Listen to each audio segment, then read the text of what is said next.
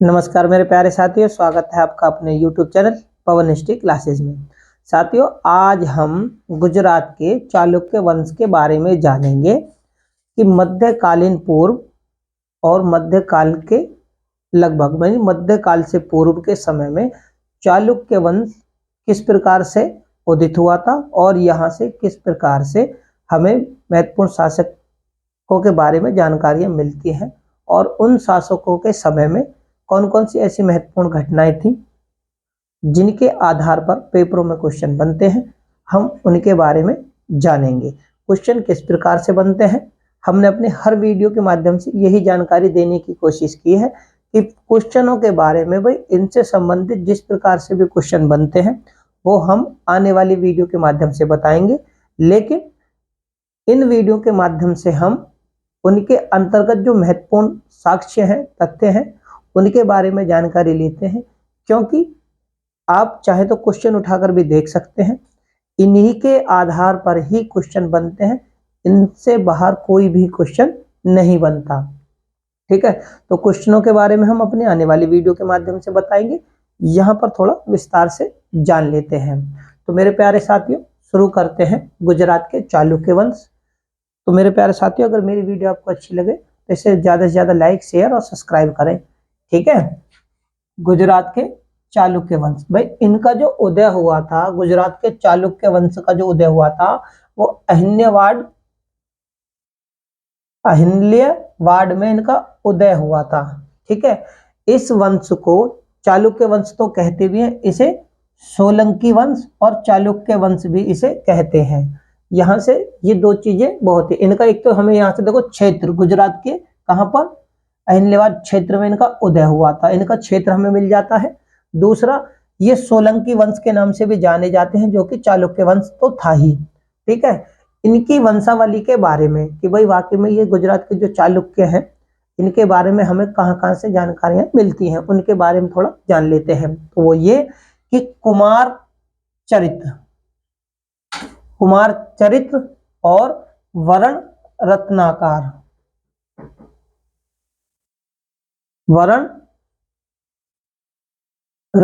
से कुमार चरित और वर्ण रत्नाकार से हमें इनके वंशावलियों के बारे में जानकारी मिलती है कि इनके चालुक्य जो कि गुजरात के थे। ठीक है, ग्रंथों से हमें इनकी जानकारियां मिलती हैं। इनके जो संस्थापक थे, प्रथम संस्थापक जो थे वो मूलराज प्रथम थे। कौन थे?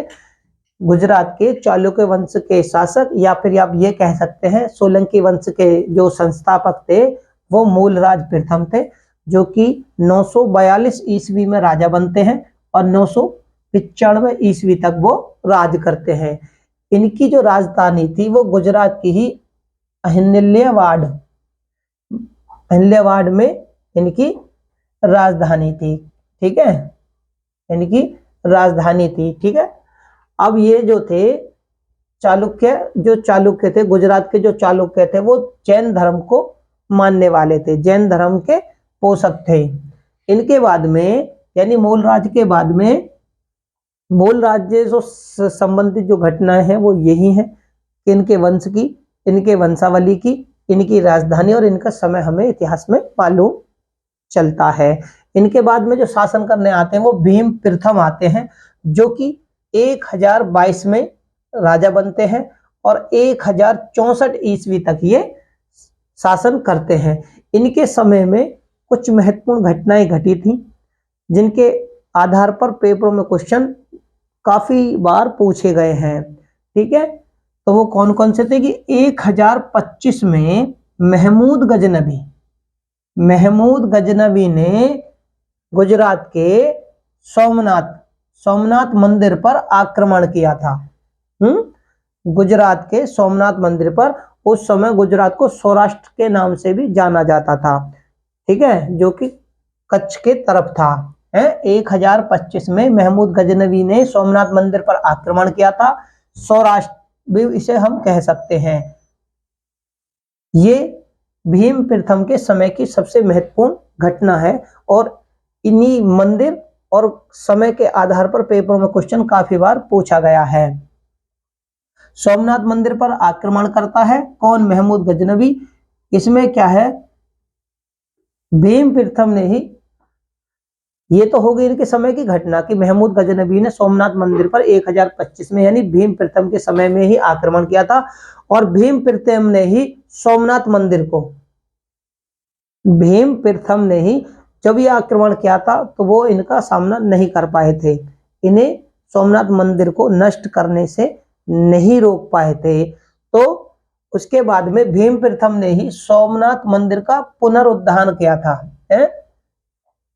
उसे दोबारा किया था, क्योंकि पहले ये लकड़ी और ईंटों का, देखो यहां पर ये महत्वपूर्ण वाक्य है कि सोमनाथ मंदिर पहले किस चीज का बना था। तो कोई भी जो नया स्टूडेंट है वो ये नहीं बता पाएगा कि उसमें लकड़ी का भी बना हुआ था, इसलिए पहले वो लकड़ी और ईंटों का बना हुआ था। ईंटों का बना हो तो बाद में भीम प्रथम ने इसे पत्थरों से निर्मित करवा दिया, भीम प्रथम ने इसे पत्थरों से निर्मित करवाया। यहां पर दो परंपरा है कि सोमनाथ मंदिर का पुनरुद्धार दोबारा कुमारपाल ने भी करवाया था। किसने? कुमारपाल ने। दूसरी परंपरा में पहले में तो भीम और दूसरे में कुमारपाल को भी सोमनाथ मंदिर का उद्धार पुनर्निर्माण करवाने का श्रेय दिया जाता है। इनके बाद में जो चालुक्य वंश के राजा होते हैं वो जयसिंह होते हैं और सिद्धराज उनकी उपाधि होती है, जिनका नाम हो गया जयसिंह सिद्धराज, है ना। सिद्धराज ये चालुक्य वंश के शासक थे और 1094 ईस्वी में ये राजा बनते हैं और 1145 ईस्वी तक ये शासन करते हैं। इनकी उपाधि सिद्धराज थी, इन्होंने सिद्धराज इनकी उपाधि, मैंने कहा था इनका नाम केवल जयसिंह था, सिद्धराज इनकी उपाधि थी। इन्होंने इनके समय में क्या था, इन्होंने मालवा के जो शासक थे यशोवर्मन, इन्होंने मालवा के शासक यशोवर्मन को हराया और अवंतीनाथ की उपाधि धारण की। क्या? जय सिंह ने कौन सी उपाधि धारण की थी? यशोवर्मन को हराने के बाद, जो कि मालवा के शासक थे, उनको हराने के बाद अवंतीनाथ की उपाधि धारण की थी। ठीक है। इनके दरबार में क्या थे? इसके जयसिंह के दरबार में जैन आचार्य हेमचंद्र थे। इनका कोई पुत्र नहीं था। किनका? जयसिंह का। जयसिंह सिद्धराज का कोई पुत्र नहीं था, इंपॉर्टेंट चीज है। ठीक है, इनका कोई पुत्र नहीं था। इन्होंने अपने मंत्री इन्होंने क्या करा था? अपने मंदिर उदयन के पुत्र वाहड को अपना उत्तराधिकारी बनाया था। ठीक है, इन्होंने अपने मंत्री उदयन के पुत्र वाहड को अपना उत्तराधिकारी बनाया था और इन्होंने अपने शासन के दौरान मस्जिद बनवाने के लिए, उसका निर्माण करवाने के लिए धन भी दिया था। किसने दिया था? सिद्धराज ने। और इन्होंने क्या किया, क्योंकि ये बहुत अपने आप में चालुक्य वंश के शक्तिशाली शासक थे, इन्होंने चौहानों को, परमारों को, चंदेलों को और चालुक्यों को हराया। यानी कल यहाँ पर चालुक्य है, ये गुजरात के एक कल्याणी के चालुक्य है, उनको इन्होंने हराया। इसके बाद भी इन्होंने आबू पर्वत, राजस्थान में माउंट आबू जो बोला जाता है, गुजरात राजस्थान बॉर्डर, तो माउंट आबू पर्वत पर इन्होंने क्या करा था? एक सिद्धराज मंडल और हाथियों पर आरूढ़ यानी हाथियों के ऊपर अपने पूर्वजों की 7 पूर्वज थे, इनके 7 पूर्वजों की मूर्तियों को स्थापित किया था। कहां पर किया था? तो आबू पर्वत पर किया था, जो कि राजस्थान में है। इनके बाद में चालुक्य वंश के जो शासक बनते हैं वो कुमारपाल बनते हैं। कौन बनते हैं? कुमारपाल, जो कि 1153 ईस्वी में राजा बनते हैं और 1171 और 72 ईस्वी तक ये शासन करते हैं। ठीक है, ये क्या थे? यह जो कि अर्णोराज चौहान, ये चौहान वंश के शासक थे। अर्णोराज ये इन्हें, और विक्रम सिंह कौन कहां के शासक थे? परमार वंश के शासक थे विक्रम सिंह। भाई चौहान वंश के शासक अर्णोराज और परमार वंश के शासक विक्रम सिंह, और मालवा के शासक कौन थे? बल्लार को ये आक्रमण करते हैं, बल्लार को आक्रमण भाई ये तीनों मिलकर एक, ये समझ लीजिए तीनों मिलकर चौहान, परमार और मालवा का शासक बल्लार, ये तीनों मिलकर चालुक्य वंश पर, गुजरात के जो थे ये तीनों मिलकर कुमारपाल पर आक्रमण करते हैं, लेकिन कुमारपाल इनके आक्रमण को विफल कर देते हैं, उन्हें सफल नहीं होने देते। ठीक है। इनके दरबार में जैन आचार्य कौन थे? हेमचंद्र। इनके कुमारपाल के दरबार में थे जैन आचार्य हेमचंद।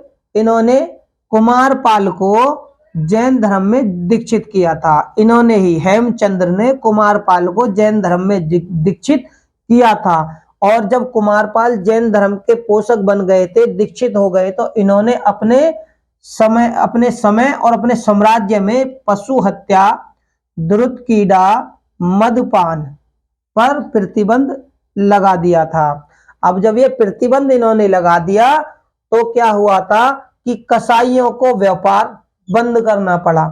कसाईयों को व्यापार बंद करना पड़ा, और जब व्यापार बंद हुआ तो कुमारपाल ने 3 वर्ष की कसाईयों की जो आय थी, यानी रोजाना की आय को जोड़कर लगभग 3 वर्ष तक जो कसाई इनकम करते थे, अपने जो जानवरों की हत्या कर कर, मीट बेचकर या मांस बेचकर जो ये कमाते थे, तो 3 वर्ष तक की आय के बराबर, जो इनकी 3 वर्ष की आय बनती थी, उसके बराबर कुमारपाल ने कसाईयों को धन दिया था।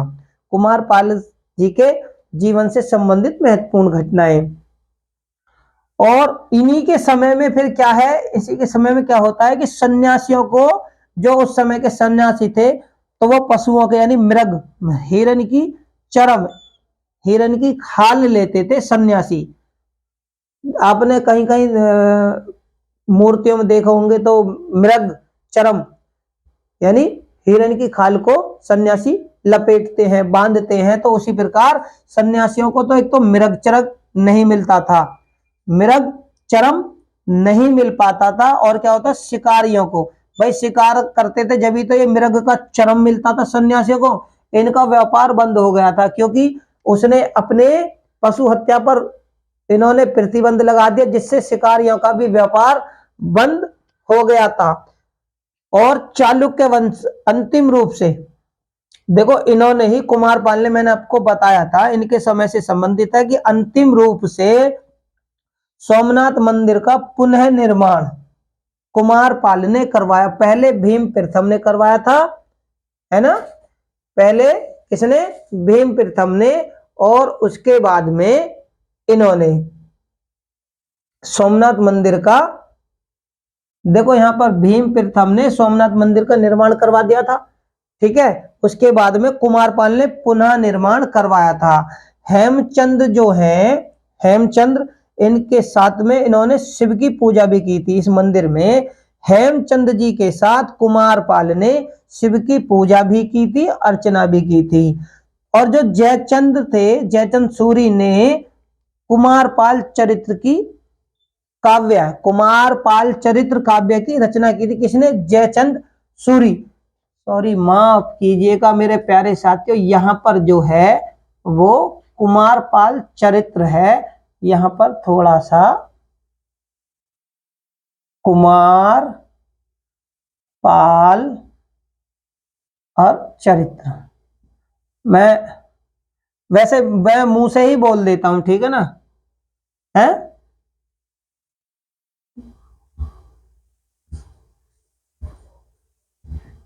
दिख तो रहा होगा मेरे प्यारे साथियों, कुमारपाल चरित्र है ये, कुमारपाल चरित्र। ठीक है। तो जयचंद्र सूरी ने कुमारपाल चरित्र काव्य की रचना की थी। ठीक है। इनका जो उत्तराधिकारी था कुमारपाल का, वो अजयपाल था। कौन था? अजयपाल, जो कि 1172 ईस्वी में राजा बनता है, और 76 ईस्वी, 1176 ईस्वी तक वो शासन करता है। इसके समय में क्या हुआ था, शिव धर्म वाले, धर्मावली, और जैन धर्मावली, यानी शिव धर्म मानने वाले, जैन धर्म मानने वालों में गृह युद्ध हुआ था।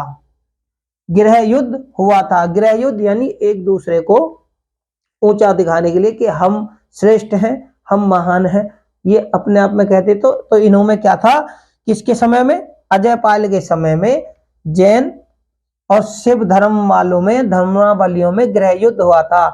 इनके बाद में मूलराज द्वितीय, इनके बाद में चालुक्य शासक मूलराज द्वितीय राजा बनते हैं। 1176 ईस्वी में वो राजा बनते हैं और 1178 ईस्वी तक शासन करते हैं। 1178 ईस्वी में ही मूलराज द्वितीय आबू पर्वत के निकट, कहां पर, आबू पर्वत के निकट गौरी, एक मोहम्मद गजनवी थे, एक महमूद गौरी, तो गौरी की सेना को ये हराते हैं। यहां पर देखना आबू पर्वत के निकट, ये क्वेश्चन पेपरों में काफी बार पूछा भी गया, किसने, कि मोहम्मद गौरी को किसने हराया था, तो मूलराज द्वितीय ने 1178 ईस्वी में आबू पर्वत के निकट इन्हें हराया था। इस यानी चालुक्य वंश का अंतिम शासक, चालुक्य वंश का अंतिम शासक कौन था, भीमद्वितीय, भीमद्वितीय अंतिम शासक था। ये 1178 ईस्वी में राजा बनते हैं और 1238 ईस्वी तक शासन करते हैं। इनके समय में भी, यानी कि ये जब राजा बनते 78 में ही, तो भीम के बाद में तुरंत ये दोबारा से 1178 में ही गौरी को, क्या 1178 में राजा था, 1178 में तो ये गौरी के, यानी मूलराज द्वितीय के साथ में ये भीमद्वितीय, और 1187 ईस्वी में भी ये क्या करते हैं, गुजरात पर, 1187 ईस्वी में भी जब गुजरात पर आक्रमण किया तो ये उन्हें विफल करते हैं, विफल करते हैं, यानी पूरी तरह से हराते तो नहीं है लेकिन विफल करते हैं जब ये गुजरात पर। अब यहां पर आप मेरे प्यारे साथियों समझने की कोशिश करना कि मूलराज द्वितीय ने गौरी को आबू पर्वत के निकट 78 में पूर्ण रूप से हराया था, लेकिन उसके बाद में भीमद्वितीय जो राजा बनते हैं और इनके समय में 78 में तो गौरी को, ठीक है ना, और 87 में जब, अब ये क्या थे, ये 78 में तो इनके सहयोग से, दूसरा 87 में 1187 ईस्वी में भीमद्वितीय पर, क्योंकि ये गुजरात है, यहां गुजरात है और यहां पर हराते हैं, तो आबू पर्वत राजस्थान है, ठीक है, तो गुजरात और राजस्थान, राजस्थान में तो मूलराज द्वितीय, और गुजरात पर जब आक्रमण करता है तो भीमद्वितीय, उस समय भीमद्वितीय गुजरात का शासक हुआ करता था, तो ये गुजरात पर आक्रमण करते हैं, तो ये उसके आक्रमण को विफल करते हैं, विफल किया था भीमद्वितीय ने। और 1195 ईस्वी में, सन आपने याद रखने, कुतुबुद्दीन ऐबक, कुतुबुद्दीन ऐबक ने गुजरात पर आक्रमण किया था और अहिल्याबाद जो इनकी राजधानी थी उसे खूब लूटा था कुतुबुद्दीन ऐबक ने। इसके बाद में इनकी शक्ति बहुत ही ज्यादा कमजोर हो जाती है, और जब बहुत ज्यादा कमजोर हो जाती है तो उसका फायदा बघेल शासक उठाते हैं। बघेल तो क्या करते हैं, बघेल 12वीं सदी में बघेल गुजरात पर अधिकार कर लेते हैं, इनकी शक्ति का फायदा उठाकर, कमजोरी का फायदा उठाकर 12वीं सदी में बघेलों ने गुजरात पर अधिकार कर लिया, और अधिकार होने के बाद में चालुक्यों का साम्राज्य समाप्त हो जाता है। तो मेरे प्यारे साथियों, उम्मीद करता हूं आपको गुजरात के चालुक्य वंश से संबंधित महत्वपूर्ण जानकारियां जो कि पेपरों में ज्यादातर पूछी जाती हैं वो आपको मिली होंगी। तो मेरे प्यारे साथियों, अगर मेरी वीडियो आपको अच्छी लगती है तो इसे लाइक, शेयर, चैनल को सब्सक्राइब करना ना भूलें, बेल आइकन को भी दबाना बिल्कुल भी ना भूलें, और डिस्क्रिप्शन बॉक्स में लिंक दिया हुआ है, वहां पर जाकर आप हमारी सारी वीडियो को देख सकते हैं। धन्यवाद।